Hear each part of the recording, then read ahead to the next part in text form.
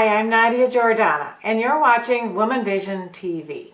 It's where women talk about a wide variety of subjects. My guest today is Diane Keyes. She was one of the very first home stagers in the country. She is also the author of This Sold House. Let's go talk to her and see if we can get some trade secrets out of her.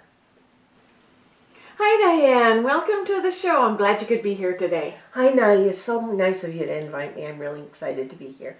Yeah, and you know, you're one of the first stagers in the country, and I'm thinking that some of the viewers, because I didn't even know home staging existed a couple of years ago, some of the viewers might not know much about it, so maybe you could give us an overview of what that concept is. Okay, staging is really a concept that took hold kind of really just in the 2000s, and it was due to HGTV really putting it up front. But I take a little bit different approach than HGTV.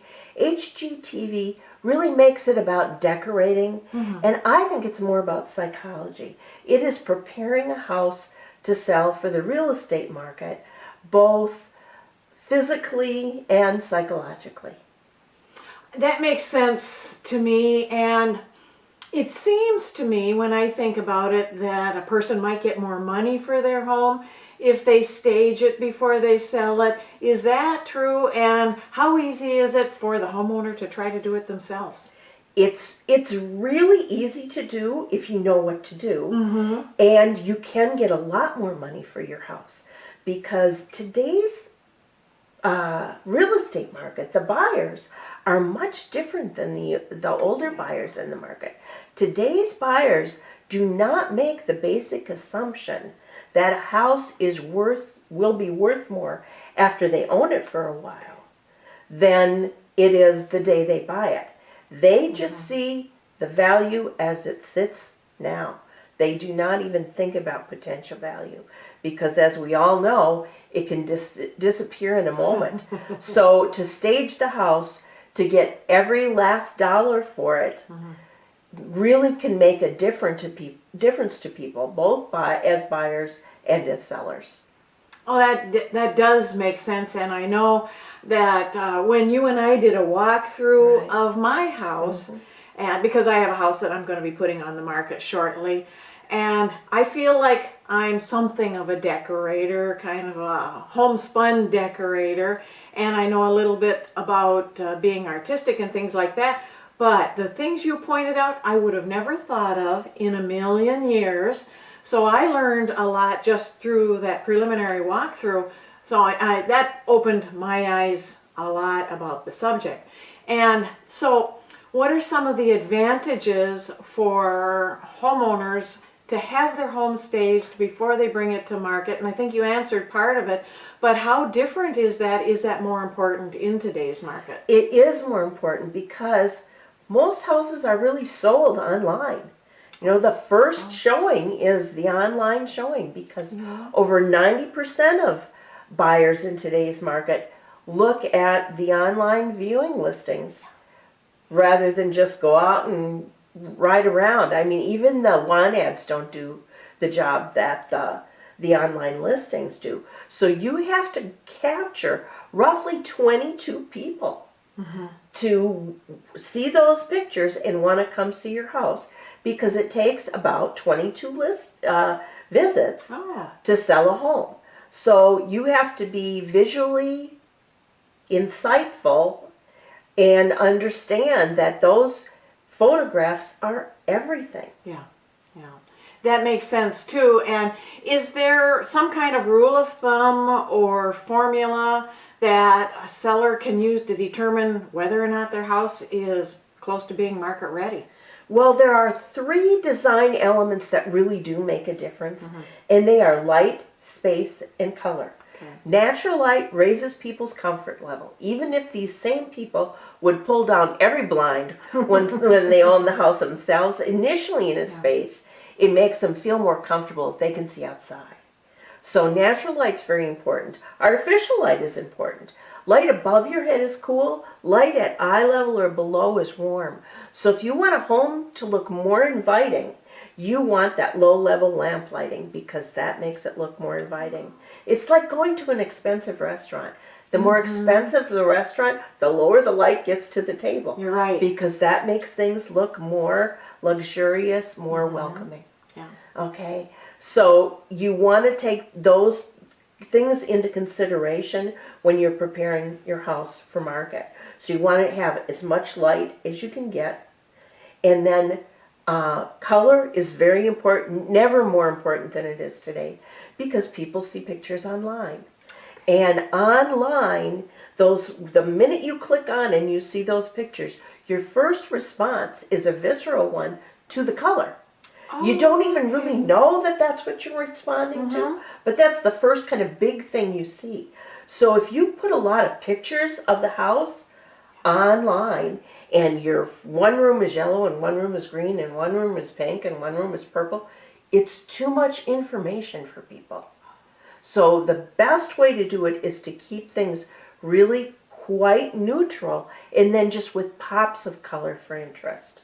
So you want enough light and just moderate color, and then you want to make the pictures very intelligible.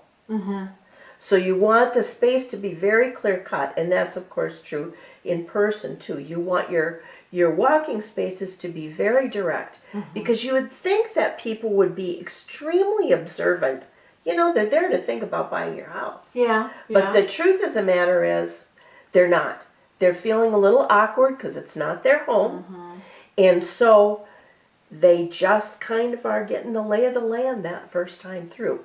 So for example, if you have a trunk, say at the end of your bed, and your buyer walks around your bedroom and then leaves, that is their impression of the space in your bedroom.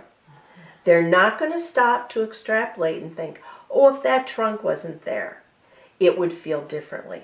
You want to give them a very clear notion of what it's about, because the more questions they have, the less chance that they have to sell the house. I think I get that. Because you never get a chance to ask those questions. No. It's just easier to go on to another house. Yeah. And it's not even a conscious thing. It's just something that's it's a feeling you get when you go through the house. You don't even really always put your finger on it. And that's why it's about psychology rather than decorating. I mean, how long does it take to pick out a sofa? You go everywhere. You go back and back and back and back. How long does it take to buy a house? Most people do it in 20 minutes, because houses are about feelings. It's like, does this feel like home? Yeah. And so, and some of that you can't control. But some of it you can. And so that you want things very straightforward, very light and welcoming, and not too much color to scare them off.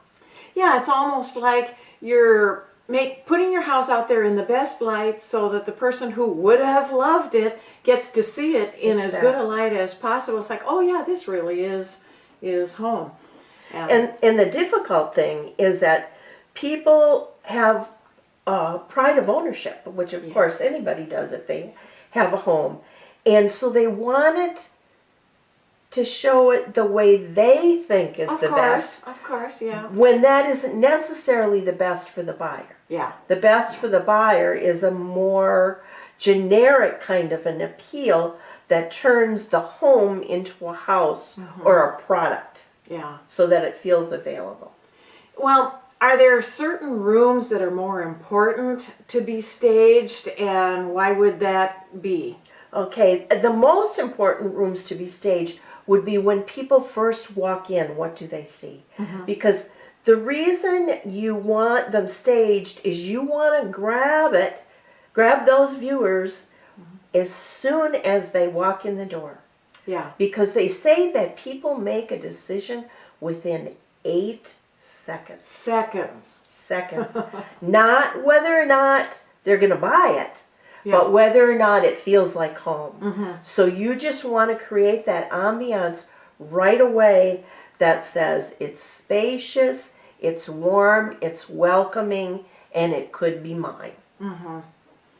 Well, basic tips and some of the most important things for a homeowner to remember and keep in mind as they go through this process? Well, of course, because people feel differently about buying homes these days, not as much as an investment as a place to live, you want it to be in its best possible shape. The front door, absolutely crucial, because when a realtor comes to the door with his buyers, he's often kind of fiddling with the door. Yeah, that's true. And so they have plenty of time to look around and see every flaw. So you want to eliminate any reasons to say no. In fact, that's really what staging is about. Eliminating any reasons for them to say no to your house. So that first impression, very important. Another tip, make sure if you want to eliminate smells in your home, and everybody's house has their own smell because they all cook differently and clean differently and whatever. You want air neutralizers, not fresheners. Air neutralizers that are scent free, that will take any smell out of the house. Babies smell in the womb at 6 weeks gestation. It's our most primal sense. So it registers on a subliminal level, and you need to just wipe that all out because that's one of the markers that says this is not my home, this is your home.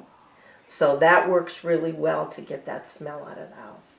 So a couple things I get out of that is, first of all, the impression starts at the front door or even out at the curb. Yes. And then the smells and odors and essentially eliminating those in the house. That really makes sense because I remember some impressions. Just pets and things like that make a difference for someone. You don't really want to know they have pets when you walk into Absolutely. that house. And even more true if you have cats rather than dogs. Okay. People seem to kind of accept dogs a little better than they do cats. Okay, If people don't like cats, they really don't like cats. And they don't want to have any feeling that the house not even smells like it, even that there is a cat in residence. Yes. Or they're there. Yeah. Well, if someone had a vacant house and wanted to put it on the market, how would you stage it without going through the whole hassle of bringing in furniture and some of the things we talked about? Oh, that's such a good question. I'm really glad you brought that up because would you have a soapbox? I could get on a soapbox about this one because I do not think it is necessary to stage vacant homes. It used to be that was really a real impediment to a sale of vacant home. There was a lot of psychological baggage around that because of the downturn in the housing market and the whole way things are done these days. It doesn't have the same stigma that it used to. But the problem with vacant homes is oftentimes they just feel abandoned and the focus is on the past, not the future. You want that focus on the future. So you want to welcome your buyers in, even if you don't have furniture. And you can do that in a number of ways. First of all, stage the rooms that don't require furniture. You know, you've got bathrooms, you've got kitchens, you've got laundry rooms. All those rooms, you can do things to make them look more interesting and more inhabited without spending a lot of money and without dragging in a lot of furniture. So for kitchens, think Williams-Sonoma. Think accessories, think of a gourmet kind of high-end look. For laundry, think of laundry commercials. If you can't think of one, grab the closest magazine because there'll be plenty of them in there. Sure. And they always focus a lot on color, a lot on freshness. So some, colorful towels sitting on the dryer, colorful laundry detergent. The next time you buy it, buy Tide. That's a good one. It's got all that color on it. So just whatever you can do to kind of make things feel fresh and clean. That really works. For bathrooms, of course, think hotel bathrooms. So you don't have a personal look. You have that kind of spa environment, which really draws people in and looks very inviting. And then the other things I would suggest is find ways to get some other lighting in the house. So, and you can do that by, if you have some pictures on the wall with glass in the frames, then that reflects the light back, makes things more interesting, so that's helpful. Put a little lamp on the kitchen counter to get that eye level lighting. Do the kinds of things that are kind of vignette-like, that just set things up and they slow people down. And then the other thing is in the bedrooms, if you have mini blinds, and if you don't have them, they're very inexpensive to buy, put those up and leave them open. Horizontal lines slow people down and lower your blood pressure. Really? Right. And so that's exactly what you want. Is you want people to have low blood pressure and be very slow and calm, because that's more likely to create buyers. Then the other thing in a vacant house is you want to find something that gives them some place to sit. It doesn't have to be the living room. It could be a card table and chairs in the kitchen. But the longer they stay, the more likely you are to sell. So if you can give them somewhere to sit, they're more likely to stay. The other thing, if you can just write a little note and leave it on the kitchen counter and say how much you enjoyed your home and you welcome them to the house. Maybe set out a little dish of wrapped mince or something. Something that just kind of welcomes them to the house. I think you have much better luck. I learn so much every time I talk to you. Good, good. Well, That's my goal, Nadia. That's my goal. I really do want working. people to get every last dollar out of their Yeah, homes, and they can without very much effort. Yeah, it makes so much, it makes the whole experience, I think, for them better. Yes. And you were one of the first ones in the country. I think Yes. we mentioned Before they even had the name stagers. Okay, I was going to ask Home that. sale consultants is what Okay, we that's were what they for call a very them. long time. Are there very many around now, and how do you set yourself apart from them? Okay, well, there are quite a few, but they're in and out. I'm the one that kind of stays. You've been there I've been there a long time. And I think the reason why they come in and out is because they think it's about decorating. Okay. When it's really about psychology and about listening. I have a background in ministry. And so, a lot of times people aren't moving for fun. Most of the time, actually. Yeah, in fact. actually, you're right. Yeah. They're too old to keep the house. Their spouses died. They've had a financial downturn, a job change. So there's lots of other stress going on in their lives. And so one of the things that I think really does make a difference is I am able to listen to them. And they can't hear me till they've told their story. And I think that makes a huge difference. When I first went into it, I thought it was about decorating. And the further I got into it, I thought, no, this is about really helping people come to peace with where they are. Because if someone is not ready to sell their house, the best realtor in the world can't sell it. They will sabotage it, even if they don't know that's what they're doing. I get it, yeah. So they have to be in a place where they are ready to let go of the house. And I think that's one of the things that distinguishes what I do. And then the other thing is that I don't have them go out and buy a lot of stuff. A lot of stagers use the consultation part of it as sort of the lost leader to get in the door to sell their goods and services. And I think it works, but I don't think it's necessary. I think it's, most of the time, it's money that doesn't need to be spent. If someone has a problem that is a killer problem, and I know they're going to have trouble selling their house unless they take care of it, I'll tell them. But most of the time, it's the cumulative effect of a number of changes. Because I don't think I always go in and do something that's better. It's just different. Just different enough. Just different enough. And right. And because when I start moving things around, it doesn't feel as much like home anymore. And that helps people let go. That helps them let go. And I will hear from a lot of realtors that they can tell coming up the walk if there's a lot of owner energy and it's not even available. to a buyer. I've gone into plenty of homes where I can say, you know, can we move this from here to here? And they can't do it. Mm-hmm. And then we have to have another kind of discussion because they're clearly not ready to sell the house. Diane is great, and we could have talked a lot longer on this subject if we hadn't run out of time. Her website, and you can see that on the screen along with the information about how to get her book. Her website is www.thissoldhouse.biz.